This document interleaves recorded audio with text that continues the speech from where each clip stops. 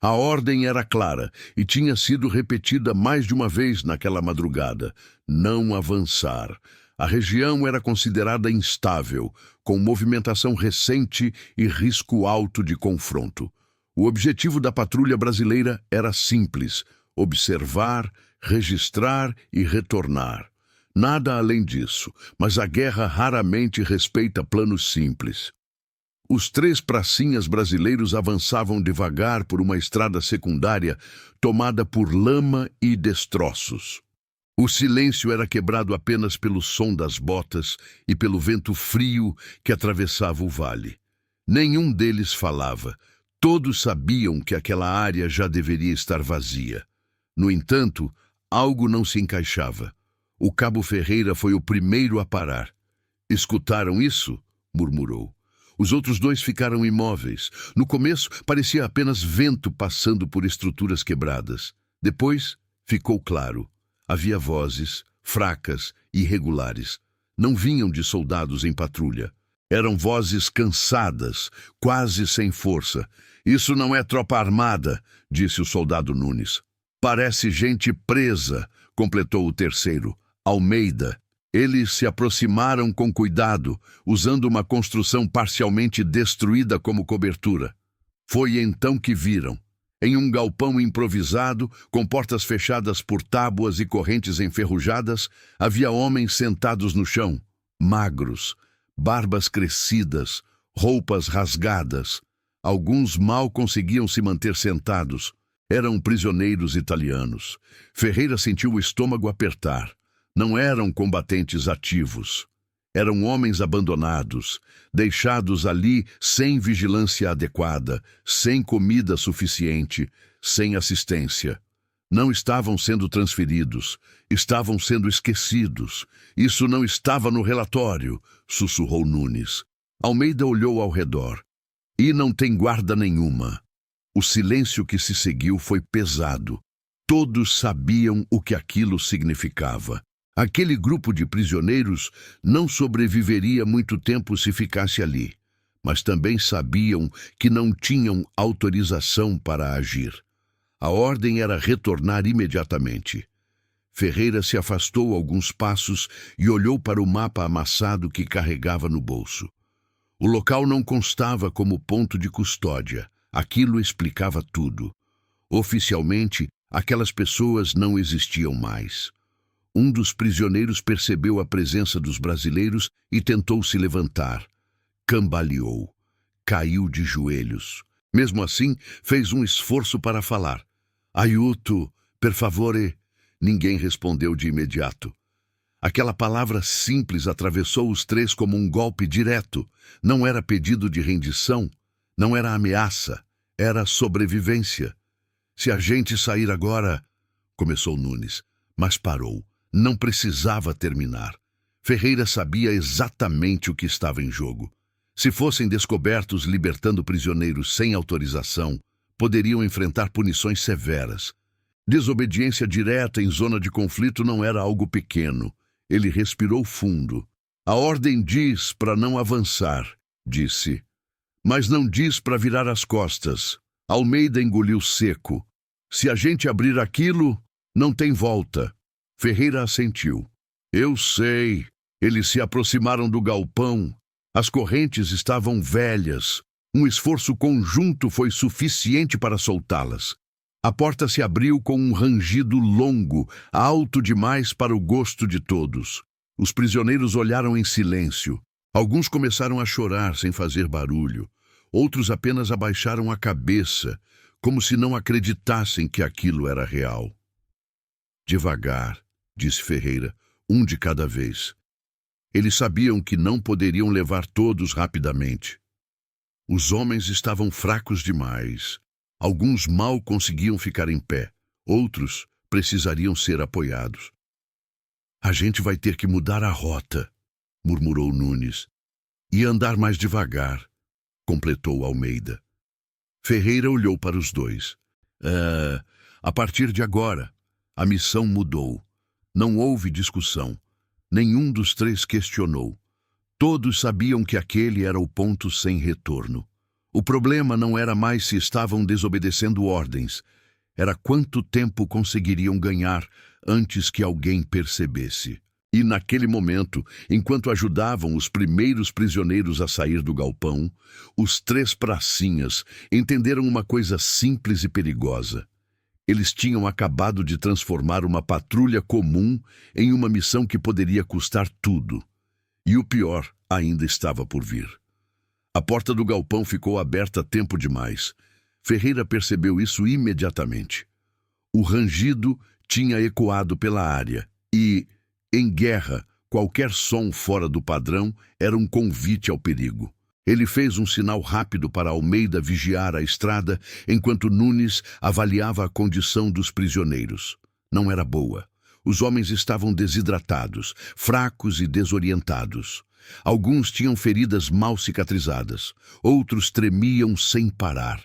Não se sabia se de frio, fome ou ambos. Um deles tentou dar 2 passos e caiu novamente, batendo o ombro no chão. "Não dá para andar rápido", murmurou Nunes. "Alguns não andam de jeito nenhum." Ferreira fechou os olhos por um segundo. Ele sabia o que aquilo significava. Cada minuto a mais ali aumentava o risco de alguém aparecer. A rota de retirada prevista não serviria. Era aberta demais, exposta demais. "Vamos pela linha baixa", decidiu. "Pela vala e depois pela mata. Isso dobra o tempo", alertou Almeida, sem tirar os olhos da estrada. "Dobra o tempo, mas reduz a chance de sermos vistos", respondeu Ferreira. "Escolhe 2 para apoiar, os mais fracos." Os prisioneiros tentavam ajudar como podiam. Um deles, mais velho, levantou a mão e falou com esforço, misturando italiano e gestos. "Piano, possiamo." Apontou para o chão, indicando que devagar era a única opção. Ferreira assentiu. Não havia pressa possível, havia apenas cuidado. Eles organizaram a saída em pequenos grupos, 2 prisioneiros por vez, apoiados pelos pracinhas. Os demais aguardariam alguns minutos antes de seguir, para não formar um bloco visível. Era arriscado separar, mas mais arriscado ainda seria sair todos juntos. Almeida voltou correndo da vigilância. "Movimento a uns 300 metros", disse baixo. "Não sei se viram algo, mas tem gente passando." Ferreira sentiu o estômago apertar. "Vamos agora." A primeira dupla saiu do galpão e desceu pela vala lateral. O terreno era escorregadio, com lama acumulada. Um dos prisioneiros perdeu o equilíbrio e quase caiu de rosto no chão. Nunes segurou a tempo. "Respira", disse firme. "Um passo de cada vez." Atrás deles, Ferreira coordenava o ritmo. Ele contava os segundos mentalmente, avaliando cada som. A qualquer momento, alguém poderia aparecer na curva da estrada. Quando o segundo grupo começou a se mover, um barulho diferente cortou o ar. Não era vento, era motor distante. "Para tudo", sussurrou Ferreira. Todos congelaram. Os prisioneiros se agacharam como conseguiram. Alguns não tinham força nem para isso.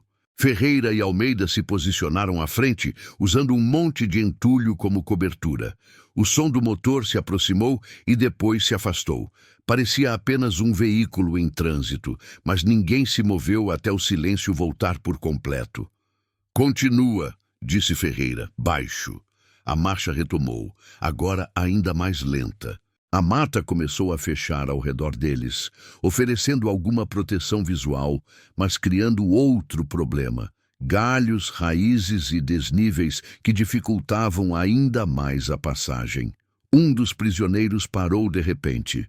"Non se la faccio", disse, com a voz falhando. Ele não conseguia mais apoiar o peso no pé. Nunes se abaixou sem pensar. "Sobe", ordenou.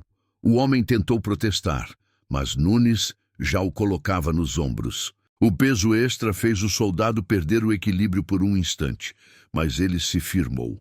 "A gente alterna", disse Ferreira. "Não deixa ninguém ficar sozinho com carga pesada." O tempo passava rápido demais. A cada 100 metros, eles precisavam parar para recuperar o fôlego. A cada parada, o risco aumentava. Ferreira sabia que, se fossem descobertos naquele estado, não teriam como reagir com rapidez. Se der ruim, murmurou Almeida, se aproximando-se, a gente espalha e chama a atenção. Ferreira olhou para ele. Não antes de tirar eles daqui. Almeida assentiu. Não havia discussão.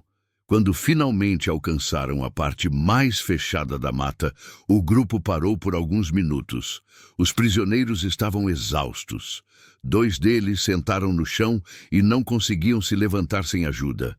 Água, pediu um deles, em português quebrado. Ferreira repartiu o pouco que tinham. Sabia que ficariam com menos, mas não havia alternativa. Escuta, disse Ferreira aos prisioneiros, falando devagar. A gente vai seguir até um ponto seguro. Depois, vamos procurar quem possa assumir vocês. Mas agora, silêncio total. Eles assentiram. Um deles levou a mão ao peito e disse: Grazi. Ferreira não respondeu. Apenas fez um gesto para continuar. O sol começou a subir, filtrando luz entre as árvores. A escuridão que os protegia estava indo embora. E com ela, a margem de erro. Ferreira avaliou o mapa novamente. Ainda faltava mais do que ele gostaria. E agora, além de desobedecer ordens, estavam fora do tempo previsto de retorno. Em algum lugar, alguém já poderia estar perguntando onde estavam. E quando perguntassem, não haveria resposta simples, porque naquele momento, 3 pracinhas carregavam 5 vidas que não podiam correr, não podiam se esconder e não podiam ser abandonadas. E isso transformava cada passo em uma decisão definitiva. O sol já estava alto o suficiente para eliminar quase toda a vantagem da mata. As sombras encurtavam, e qualquer movimento mais brusco poderia ser visto à distância. Ferreira sabia disso. Olhava constantemente para o relógio preso ao pulso, não para contar o tempo que passava, mas para medir o quanto já tinham ultrapassado o limite aceitável. Eles estavam atrasados, muito atrasados. A mata começou a rarear em um trecho onde o terreno subia levemente. Ferreira parou o grupo com um gesto rápido. À frente havia uma trilha estreita usada ocasionalmente por patrulhas. Não era um bom sinal. Se cruzarem por ali, vão ver rastro, murmurou Almeida. Tá tudo marcado. Ferreira se agachou e avaliou o chão. Pegadas recentes. Não eram deles. Alguém tinha passado ali pouco tempo antes. Estão varrendo a área, disse. E nós estamos no meio. Os prisioneiros estavam no limite. Um deles respirava com dificuldade, apoiado em Nunes. Outro tremia sem parar. Nenhum tinha condição de correr ou reagir se algo acontecesse. Ferreira tomou uma decisão rápida. Vamos dividir. Nunes olhou para ele, surpreso. Separar? Só por alguns minutos, explicou Ferreira. Eu e Almeida vamos subir pelo flanco e chamar a atenção. Você segue com eles pelo fundo da mata até a depressão. Depois se reencontra com a gente mais adiante. Isso é arriscado, respondeu Nunes. Se der errado, Ferreira o interrompeu. Se ficarmos juntos, todo mundo cai. O silêncio que se seguiu foi pesado. Nenhum dos 3 gostava daquela opção, mas era a única que ainda oferecia chance real. 5 minutos, disse Ferreira. Se não ouvir nada, você continua. Não volta. Nunes assentiu, apertando o ombro de Ferreira com força. Cuida para voltar. Ferreira respondeu apenas com um aceno. Eles se separaram.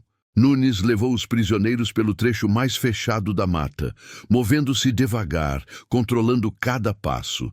Ferreira e Almeida seguiram pelo flanco, fazendo questão de deixar marcas visíveis, quebrando galhos, pisando em terreno aberto. Mais barulho, murmurou Ferreira, sem exagerar. Almeida bateu propositalmente o cantil em uma pedra. O som ecoou mais do que gostaria. Ferreira fez o mesmo alguns metros adiante. Não demorou. Lá! Gritou uma voz à distância. Ferreira sentiu o corpo inteiro reagir. O coração acelerou, mas ele não parou. Continuou andando, agora deliberadamente visível. Continua, disse a Almeida. Eles precisam nos seguir. Passos apressados começaram a se aproximar. Vozes se sobrepunham, dando ordens rápidas. Não havia mais dúvida, tinham sido detectados. Ferreira mudou o ritmo, andando rápido o suficiente para ser visto, mas não rápido demais para parecer fuga total. Ele queria manter a atenção neles. Um disparo ecoou, não para acertar, mas para marcar presença. "Segura", disse Ferreira, quase para si mesmo. Ele e Almeida mudaram de direção, entrando em um trecho mais aberto propositalmente. Sabiam que isso os tornava alvos mais fáceis, mas também mais chamativos. "Se der ruim", disse Almeida, ofegante, "você vai primeiro." Ferreira respondeu sem olhar. "Não vai dar." Outro disparo, mais próximo. Ferreira sentiu o impacto de algo passando perto demais da perna. Não parou. Continuou andando, agora descendo um pequeno declive que levava a uma área mais confusa de terreno, com rochas e vegetação baixa. Ali, ele sabia, o grupo que o seguia teria dificuldade para manter formação. "Agora", disse. Eles se jogaram para dentro da vegetação, mudando de direção abruptamente. O barulho diminuiu. As vozes ficaram confusas. Ordens contraditórias ecoaram.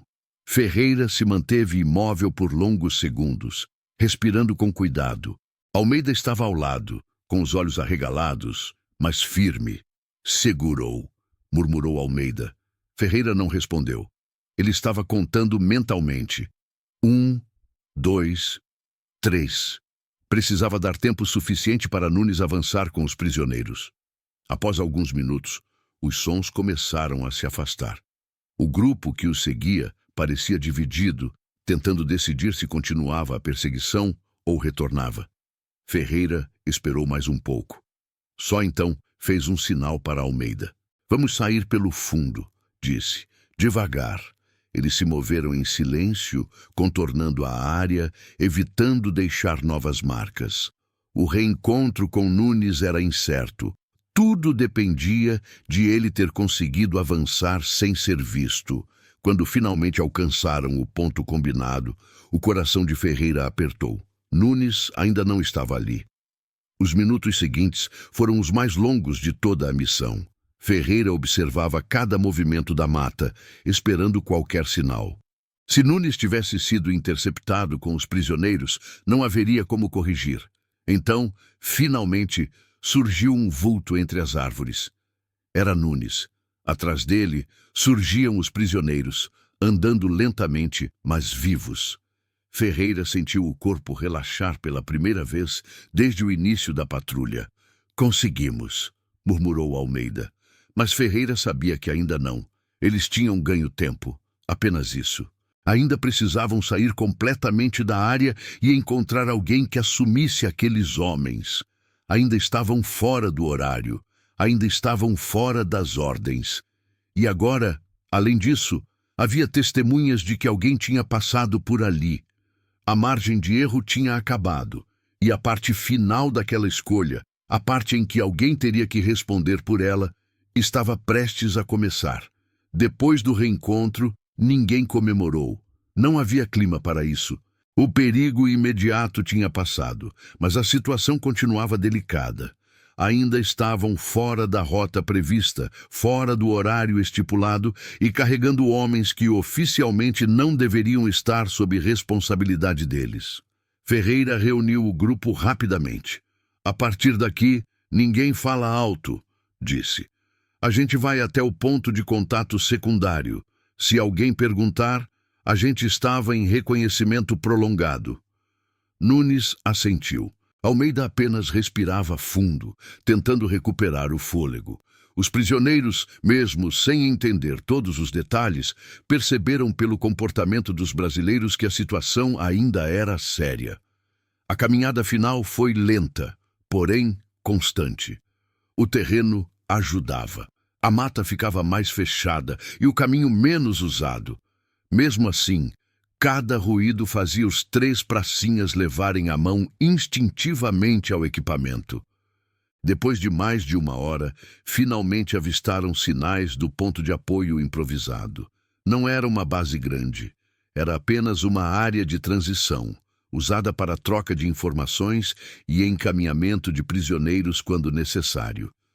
Ferreira se aproximou primeiro, com cuidado, sinalizando presença.